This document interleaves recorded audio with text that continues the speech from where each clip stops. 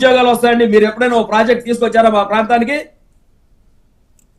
అంటే ఆ ప్రాంతం మీద ప్రేమ లేదా? విజయవాడ మీద పరిసర ప్రాంతాలు, అమరావతి. విజయవాడ కా సార్, ఇక్కడ నుంచి ఎక్కడ వరకు ప్రేమ లేదు సార్. ఆయనకి ప్రేమ అంటే ఈ రాష్ట్రం మీద లేదండి. డబ్బు దోచుకోవడం, ఎలాగా ఈ ప్రజల్ని చీటింగ్ చేయడం అనేది ఆయన మనస్తత్వం. ఎందుకంటే ఆయన మీద ఉన్న కేసులు కూడా చీటింగ్ కేసులే. సోనియా గాంధీ గారిని అందరితో ఏకమైపోయి ఈ రాష్ట్రాన్ని ఎలా దోచేయాలనుకొని కంకణం కట్టుకొని మా మీద కక్ష కట్టాడు. చీప్ మంది అమ్మాడు. మా ప్రాణాలన్నీ పోయినాయి, మా ప్రజల ప్రాణాలన్నీ. ఇసుక దోపిడీ చేశారు, ప్రకృతి ఇచ్చే వరాన్ని దోపిడీ చేసి పారేశారు వీళ్ళు. మట్టి, ఇసుక అన్ని అమ్మితే గాలిని కూడా అమ్ముతారు వీళ్ళు కొంటే. అంత దౌర్భాగ్యం మా ప్రాంతాన్ని చేసి మళ్ళీ మీరు వచ్చి మాట్లాడతారు మేము వరదలకే వచ్చాం. ₹1 ఎక్కడ వస్తాయండి? అంటే ఎంత ఇవ్వాలి? ఎన్ని కోట్లు ఇవ్వాలి జగన్ గారు? అసలు ఎవరేమన్నారు? తిగు నువ్వు, గవర్నమెంట్ ఉంది ఇవ్వడానికి. నిన్ను ఎవరేమన్నారు? మేమేమన్నావా? గారు ఒకసారి మాకు అవకాశం ప్రజలేమన్నారా? మానవత్వం ఉంటే ఇస్తావు, మీకు మానవత్వం ఉంటే ఇస్తావు, మీకు మానవత్వం లేదు. అమరావతి రాజధాని దోపిడీ ప్రాజెక్టు ఎంచుకున్నారు. అయితే కేంద్ర ప్రభుత్వం రాజధాని కట్టుబడి కోసం డబ్బులు ఇస్తే స్క్వైర్ ఫీట్ తాత్కాలిక రాజధాని కోసం స్క్వైర్ ఫీట్ వచ్చి 13,000 చేసి దోస్తున్నారండి. తీరా దాని మీద రియల్ ఎస్టేట్ వ్యాపారం జరిగింది. అదే క్రమంలో స్వయానా ఎవరి కోసం ఈ రాజధాని చెప్పేసి బుక్కు రాసి దాని మీద రైతుల కొంత బలంతాన భూమి చెప్పేసి ఆ రాజధాని ప్రాంతం తిరిగినటువంటి పరిస్థితులు. అదేవిధంగా గ్రీన్ ట్రిబ్యునల్ కోర్టు కూడా జరిమానా ఇచ్చింది. మీరు ఎంత పెద్ద గ్రేనరీని దెబ్బతీస్తే ఇక్కడ రాజధాని గట్ట అవసరం అని చెప్పేసి. ఈ రోజు వాళ్ళు ఆ విధంగా చెప్పేటువంటి ఈ రోజు మర్చిపోవచ్చు వాడు. అవన్నీ మొత్తం థీమ్ చెప్పి 2019 వరకు.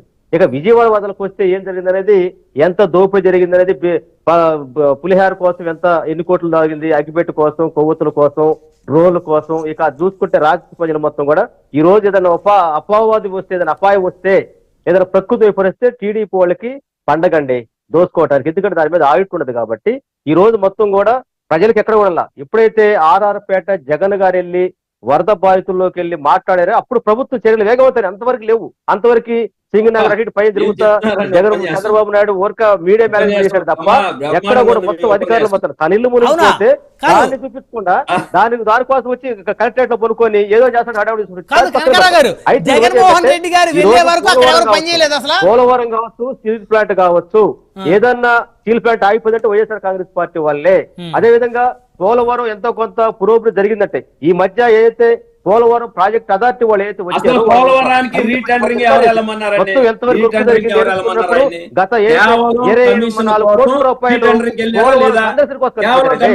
దోపిడీకి స్వయాన పోలవరం ప్రాజెక్ట్ ని ఏటీఎం గా వాడుకుంటున్నారు అనేది స్వయాన ప్రధానమంత్రి అన్నారు కదా. అయితే నేనేమంటానంటే కనకారావు గారు, ఒక్క నిమిషం బాటశంకర్ గారు, కనకారావు గారు, ఇప్పుడు మీరు ప్రతిపక్షంలో ఉన్నారు. దాదాపు 39% ఓట్ బ్యాంక్ ప్రతిపక్ష హోదా ఉందని నేను అనలేదండి. ప్రతిపక్షంలో ఉన్నారు. ప్రభుత్వానికి ఆపోజిట్ గా ఉన్న పార్టీ వైఎస్ఆర్ కాంగ్రెస్ పార్టీ. మీరు ముగ్గురు కలిస్తే గెలిచారంటారు, గుర్తు పెట్టుకోండి. శంకర్ గారు, జనసేనకి చూసారు కదండి. మొన్న ఎంటర్ అయ్యారు మీరు 10 సంవత్సరాల తర్వాత మీరు మాట్లాడతారా? అసలు మీరు సింగిల్ గా పోటీ చేయండి. ఒక నీతి నిలకడ లేదు, ఒక స్టాండ్ లేదు, మీరు మాట్లాడారంటే. మీకుందా నీతి నిలకడే? నీతి ఉందా మీకు? సొంత బాబాయిని చంపేసిన వాళ్ళ గురించి నీతి మాటలు మాట్లాడుతున్నావు నువ్వు. సొంత చెల్లి వచ్చి బయట చెప్పింది, సొంత చెల్లి వచ్చి అన్నయ్య కాపాడానంటే ఆయనే చంపేసి ఇంకేం కాపాడతాడు? చంద్రబాబు నాయుడు తమ్ముడు చెప్పొద్దు.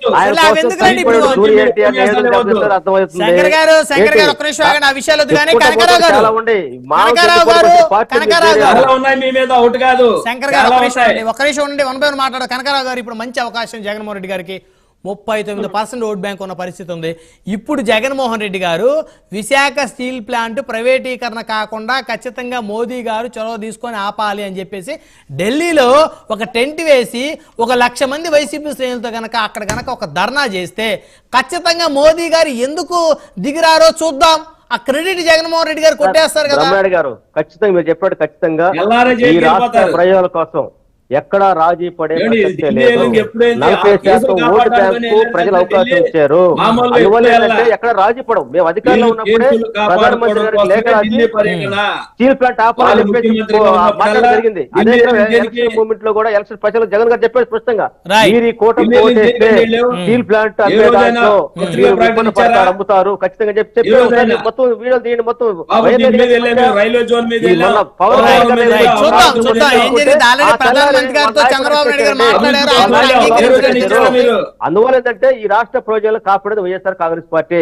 ఎందుకంటే జనం నమ్మారు పాపం. వాళ్ళు ఈ ముగ్గురు కలిసి చెప్పారు, మీకు 15, నీకు 15, 18 దోపిడీ చేశారండి మీరు కాపాడంటే దోపిడీ చేశారు. అందుకే మీకు 11 సీట్లు ఇచ్చారు. అవకాశం ఇస్తాం. అందుకే మీకు 11 సీట్లు ఇచ్చింది. మళ్ళీ మీరు రేపు కాపాడండి. జనవరి తర్వాత మా నాయకుడు మీ ప్రజల్లోకి వస్తే రాష్ట్ర మీ రాజకీయాలు జీవితంలో ఈ మారిపోతుంది. రాష్ట్రంలో ఒక్క నిమిషం శంకర్ గారు, ఒక్క నిమిషం ఆగండి, ఒక్క నిమిషం ఆగండి. ఆ పవిత్ర One by కళ్యాణ one. బద్దలు కాబోతా ఉంది. జనవరి తర్వాత వస్తారా బయటికి జగన్ గారు?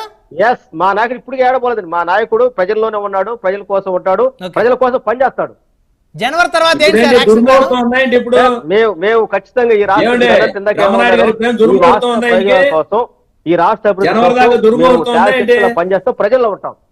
ఓకే ఓకే సాహిబ్ గారు, సో మరొక అంశం, ఇప్పుడు ఈ నామినేటెడ్ పదవులో కోలాహలం కూడా మళ్ళీ దసరా ఆఫర్గా మరి ముఖ్యమంత్రి గారు ఉప ముఖ్యమంత్రి గారి సమక్షంలో మళ్ళీ ఈ నామినేటెడ్ పోస్టులు కూడా రిమైనింగ్ ఏవైతే ఉన్నాయో పెండింగ్ ఉన్న కార్పొరేషన్లు కూడా భర్తీ చేస్తారనేటువంటి ఒక చర్చ కూడా జరుగుతుంది. ఆల్రెడీ ఇప్పటికే జాబితా కూడా సిద్ధమైంది అనేటువంటి ఒక న్యూస్ కూడా వస్తూ ఉంది. అయితే ఆల్రెడీ చేసే ఉంటారు, ఇప్పుడు నాకైతే ఉండరు. మొదటి విడతకే అందరం సిద్ధం చేసి ఉంటారు 1 by 1. సో నెక్స్ట్ బ్రహ్మనాయుడు గారు కనకారావు గారు మాట్లాడింది ఎట్టుందంటే, వైకాపా పార్టీ వాళ్ళు నిజం మాట్లాడితే వాళ్ళ తల 1000 ఒక్కలైద్దని ఒక శాపం ఉందంట. అదే ఆ స్వామీజీ ఉంటాడు కదండి, ఆయన మునకేసిన స్వామీజీ చెప్పాడు. నేనేమంటానంటే ఆయన మాట పదే పదే ఒక అబద్ధాన్ని ప్రజల్లోకి తీసుకెళ్లి అదే నిజమైన నమ్మి వాళ్ళకి ఎట్లా అండి? కనకారావు గారు, ఒక్క నిమిషం అండి, మీరు ఇప్పుడు మాట్లాడారు కదా, అందరూ మాట్లాడితే ఏంటంటే వినేవాళ్ళ క్లారిటీ క్రాస్ టాక్ వద్దు, 1 by 1 చక్కగా మాట్లాడండి. యా సాహిబ్ గారు కంటిన్యూ చేయండి. అమరావతి వీళ్ళకి ఇష్టం లేదు నిజమే. గ్రీన్ ట్రిబ్యునల్ 100 కోట్లు పెనాల్టీ వేసిందని తప్పు చెబుతున్నారు. అది తప్పు. ఎందుకంటే అమరావతి మీద వీళ్ళ నాయకులు వారికే ఉన్నాడు కదా, రామకృష్ణారెడ్డి గారు, కొంతమంది మేధావులు కలిసి గ్రీన్ ట్రిబ్యునల్ వేస్తే 2017 డిసెంబర్ లో అక్కడ కట్టడాలకు అనుమతి ఇచ్చారండి. అది లేట్ అయింది. 5 సంవత్సరాల నుంచి అక్కడ కట్టడాలు జరగల. ఆ తర్వాత కేంద్రం ఒక 10,000 కోట్ల రూపాయలు ఇచ్చింది. దాంతో పాటు అక్కడ మేము కొన్ని కట్టడాలు కట్టాం. దౌర్భాగ్యం ఏంటంటే వైకాపా పార్టీ వాళ్ళు 5 సంవత్సరాలు అక్కడి నుంచే పాలిచ్చారండి. ఆ చుట్టుపక్కల ప్రాంతం మీద విషయం చెప్పారు. అది తప్పు, కరెక్ట్ కాదండి. గ్రీన్ ట్రిబ్యునల్ 100 కోట్ల రూపాయలు జరిమానా వేసింది, ఇసుక తవ్వుతుంటే ఇసుక తవ్వకాల మీద వేసింది. రెండో అంశం, అమరావతిలో రోడ్లు మొత్తం తవ్వుకెళ్ళిపోయారండి, సీడ్ యాక్సెస్ రోడ్డు తవ్వేశారండి. ఇందాక మిత్రులు చెప్పినట్టు అక్కడ ఇనుము, సిమెంటు, ఈ దీంతో పాటు ఇసుక ఉండేదండి. ఆ ఇసుక మొత్తం ఎటు తీసుకెళ్లారో తెలియదు. దాంతో పాటు పెయిడ్ ఆర్టిస్టులు పెట్టి 3 రాజధానులు అని ఏది నాటకాలు ఆడారు. మరి నిజంగా వీళ్ళు 3 రాజధానులు అనే అంశం ఇవ్వాలంటే ఏరండి వాళ్ళు? నీకు వాస్తవాలు ఉంటే మళ్ళీ తెర మీదకి రావాలి కదా. నేను అంటుంది వాళ్ళు ధర్నా చేయాలి కదండి. అమరావతి రైతులు ఏదైతే జగన్మోహన్ రెడ్డి గారు